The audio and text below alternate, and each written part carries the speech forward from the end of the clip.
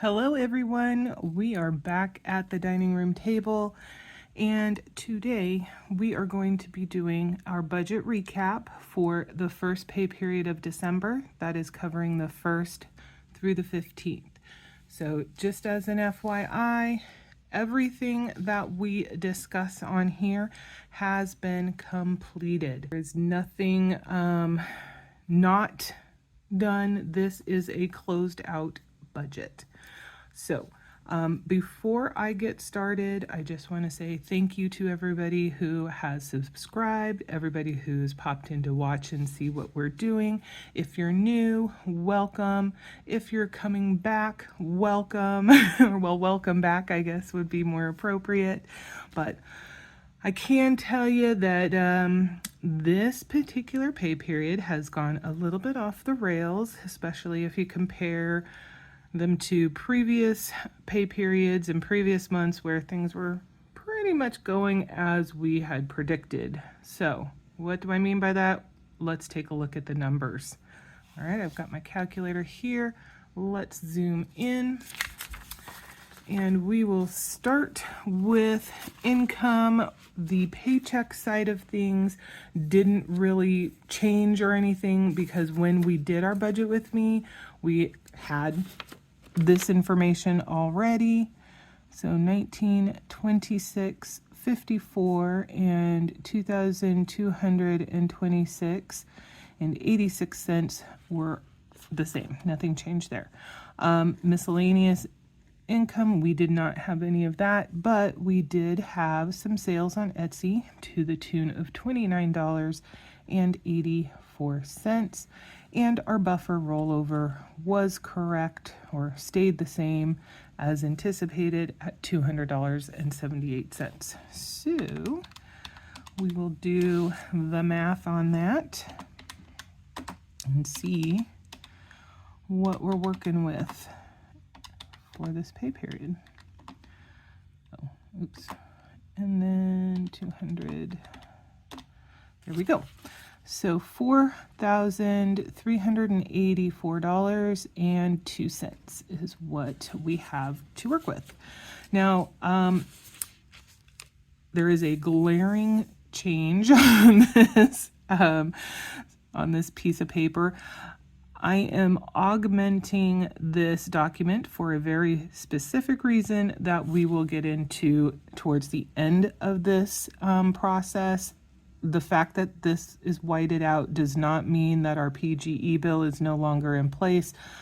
This is just something that I had to do in order to accommodate some of the changes that I have alluded to in other videos that will be coming in 2025. So we'll get to that. So we've got here, nothing's really changed with what we have noted because again, in a lot of cases, we don't see a huge change to many of our recurring costs. Yes, for the utilities, those do have the likelihood of being kind of variable. But as far as this particular budget in this particular time period, we only have one real utility during that, and we already knew what the exact cost was going to be just because of the timing of when we did our budget with me. And once again, my handwriting is just atrocious, so it is what it is. Okay, so we're going to add these all together. $874.99 for the mortgage, plus $15.49 for Netflix, plus $11.99 for Kindle, plus $129.25 for car insurance, plus $126.96 for the water bill, and $255.75 for insurance as well. That gives us a total of $1,414.43 instead of 44, because again, for some unknown reason, the first auto payment for our mortgage. Even though we put in $875 when we set it up, it always comes out as $874.99. The second one comes out just fine as $875. I have no idea. All right, so we are going to subtract that total. Some dog hair on there, which is not surprising. Our entire house is just all dog hair. Well, it's also cat hair too.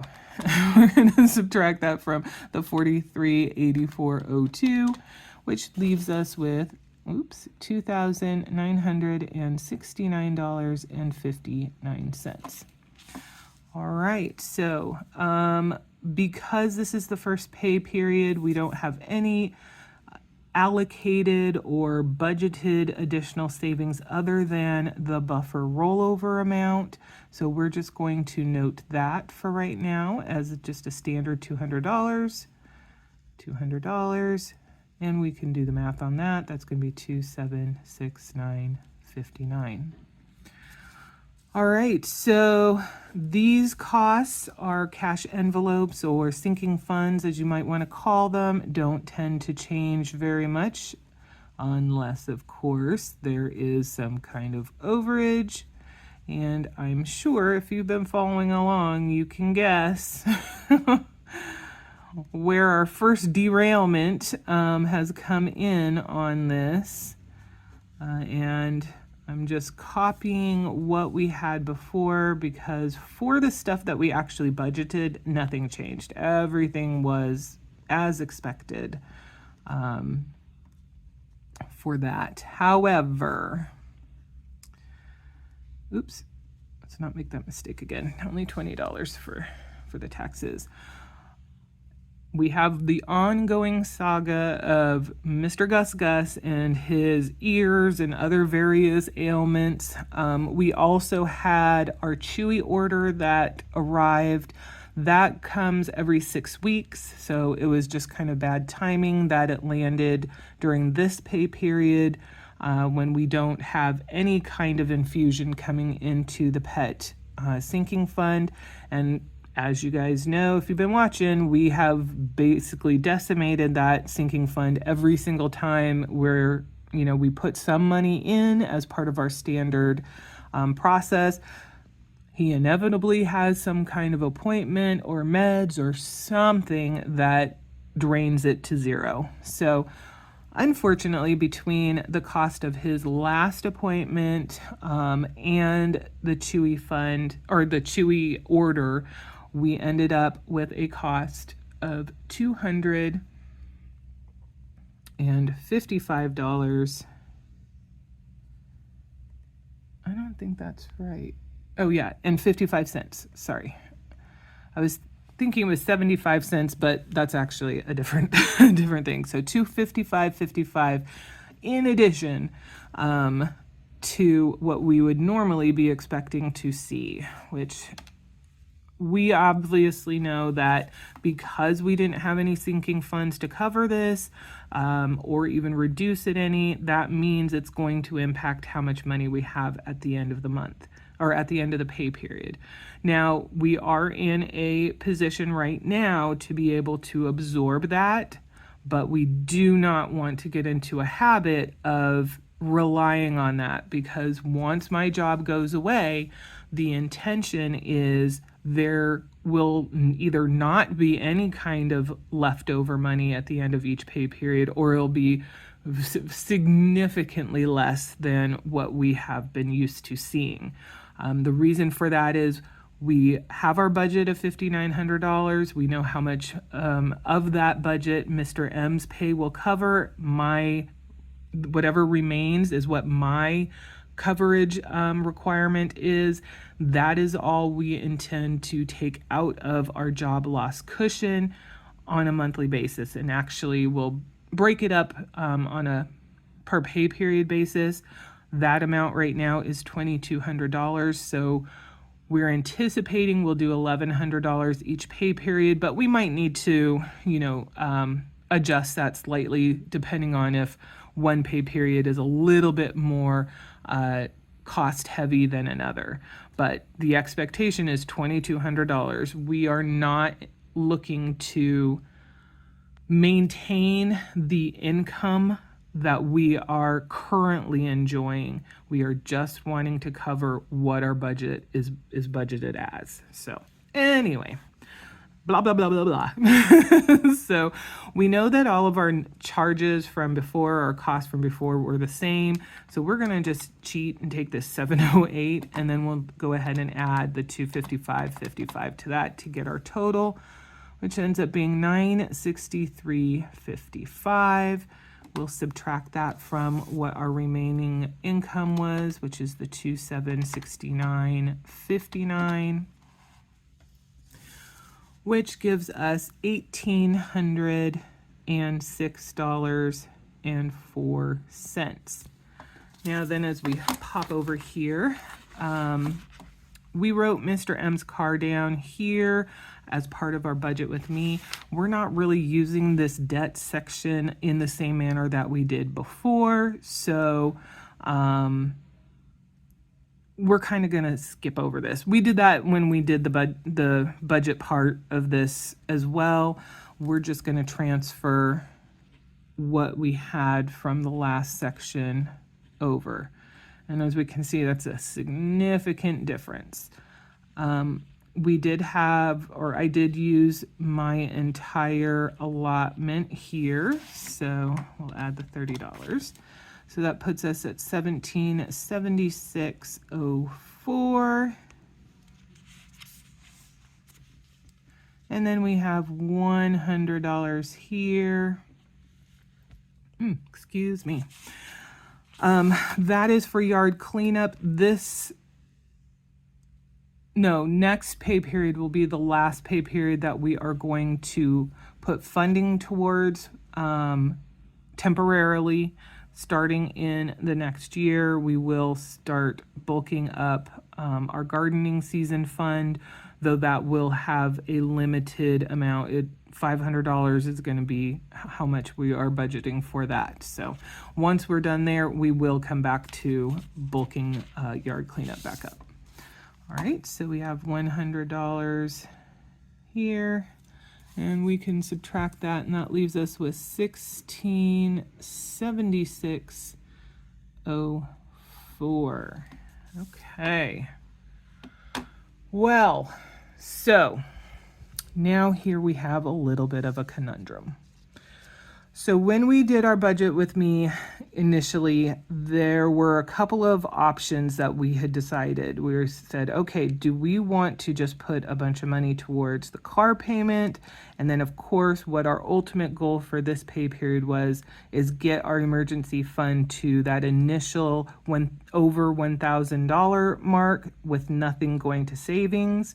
Or do we want to do a little bit more of a robust allocation, in which case we have still a significant payment towards the car. We're making the emergency fund goal, but we're also putting some money towards the job loss savings. And of course, I picked this one as the one that I liked. Now, I also asked you guys and said, hey, if this was you in this situation, what would you decide to do? And first and foremost, I just want to say thank you to everybody who took the time to kind of consider the situation we're in, what we're doing with our resources, kind of what our plans were, and to give your opinion on what you thought would be a good option, whether it is agreeing with what we came up with or presenting a different way of going about it.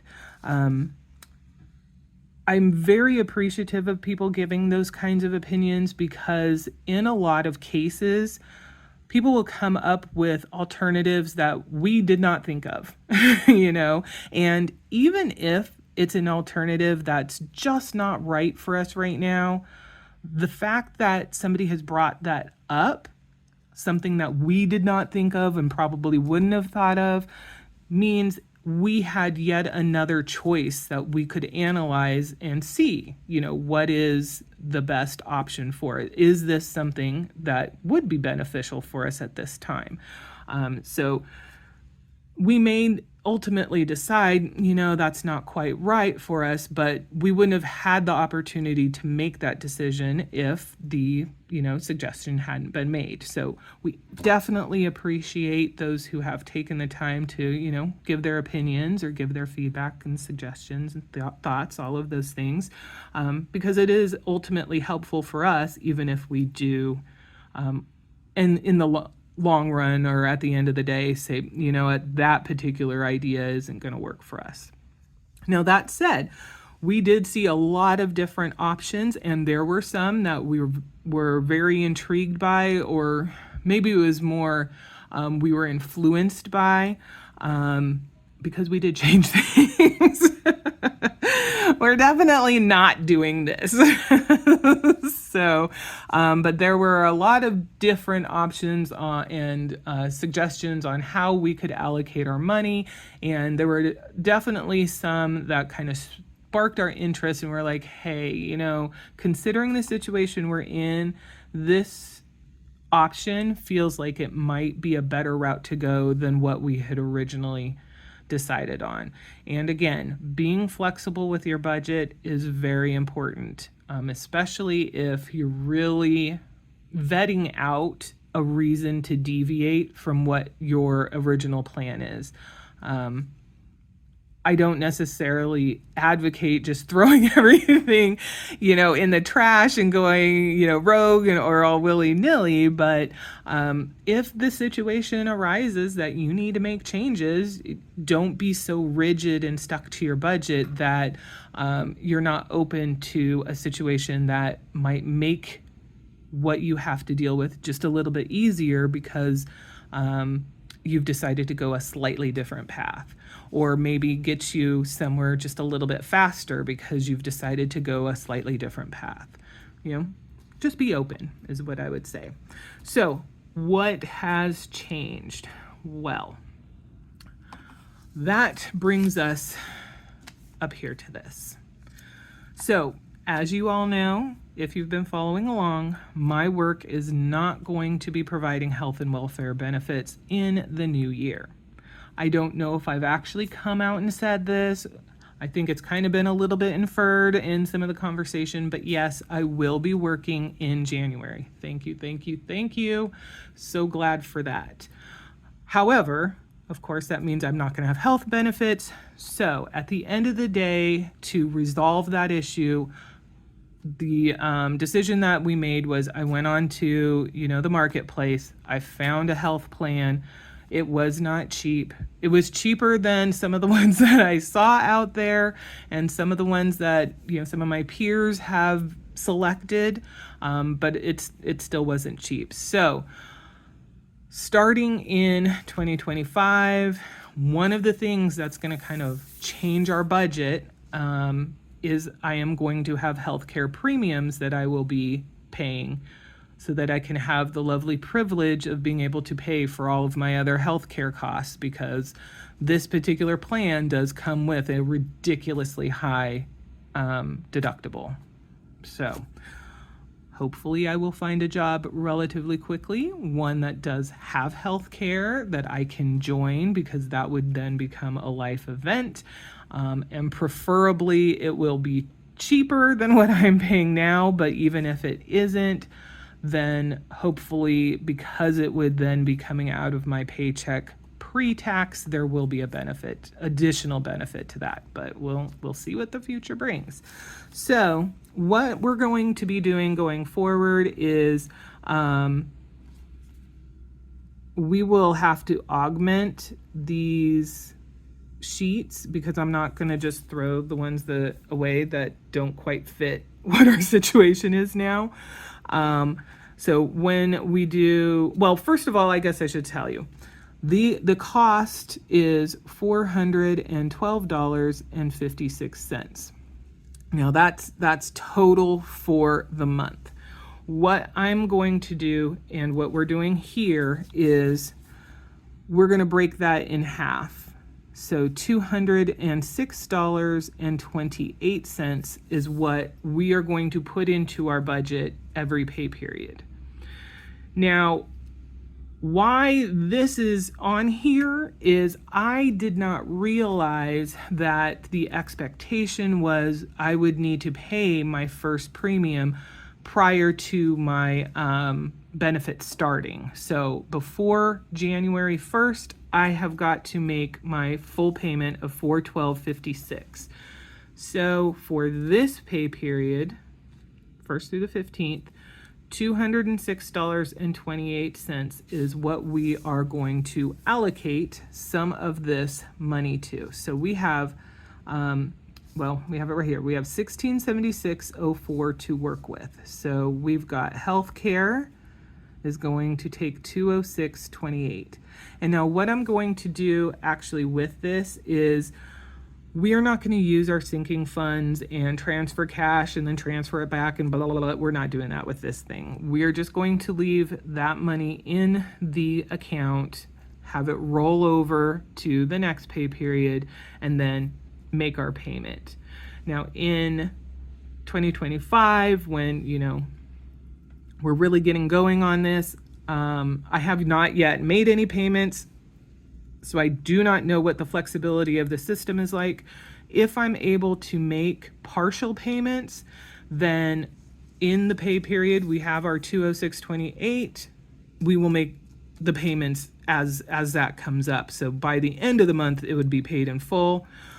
If they only allow in full payments, then every first pay period, that $206.28 will sit in the account and roll over to the second pay period, so I can make that $412.56 all at once. Okay, so we should probably $1676.04. So we're subtracting $206.28. So this is our running total that we have right here. The main goal for this pay period was, of course, the emergency fund, getting that to, at minimum, $1,000. So the $771 that we had originally expected and budgeted, we are going to continue with that. Okay, so we'll subtract $771. We still want to make a good payment on Mr. M's car as well. So for the car, sadly, we are not going to be in a position to do $1,130 or $940. Instead, we will go ahead and do, we did $600. Okay, that leaves us with the $98.76. Next, we have, now I will say, I have my little cheat sheet and notes here. These numbers are slightly off. I am not entirely sure why the cents are off, so I must have typed something wrong somewhere. But anyway, the next area that we decided to do is Christmas. We knew that we were slightly off or a little bit light on Christmas, and we have one more gift that we need to get. So to help bridge that gap, we put $27 into the Christmas fund. Okay. And last but not least, because again, our major thorn in our side, the area that we are really doing a terrible, terrible job at keeping our costs covered and things like that, is pets. So we decided the remaining $71 was going to pets. So we did fund that. We moved the cash into the pets envelope. My notes have us with 26 cents left. So I'm not entirely sure where that extra 50 cents is coming from. I am going to assume that I just did some kind of calculation incorrectly somewhere around here. Because in my spreadsheet, it adds up properly with the 26 cents. So we're going to pretend that this actually says 71.26. But that last 26 cents goes to the buffer rollover. So we will not be putting any money in the extra job loss. We will be meeting our initial goal of getting the emergency fund back up to at least $1,000. We were at $254.88 plus the $771, which puts us at $1,025.88. Now then, as we have mentioned before, there is an expectation that we will be getting a Christmas gift that will be infused into the emergency fund. If that happens, then that plus the standard $25 that we always allocate to emergency fund each month will make us whole again.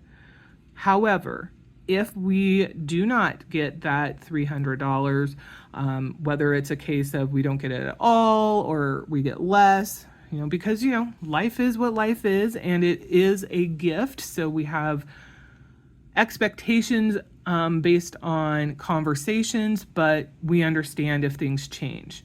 But if that ends up being the case, then next pay period, we will need to make some decisions on how we get ourselves to where we want to be, which is fully funded for the emergency fund, at least not fully funded, but made whole for the emergency fund. But for right now, it looks like we will be there if everything falls into place. Okay. So what else do we need to fill in? We put the 770. We also need to do Christmas, which will add $27 here. And we are going to add $71 for pets. And then last but not least, we have $600 here for Mr. M's car. Okay, so that is it. That is how the budget ended up.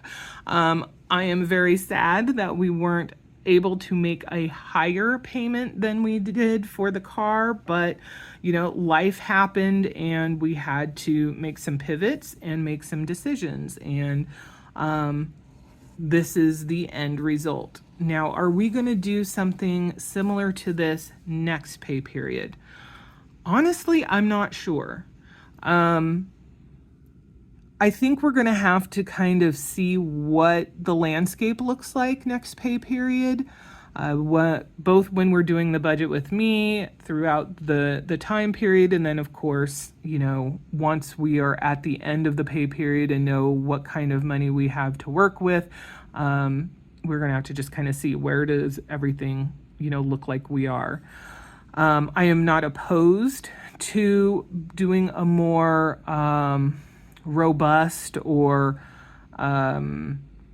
scattershot allocation of money, but there is something nice and simple about the 90% 10% rule and utilizing that to continue to bulk up the job loss fund, because the more money we have in there, the better.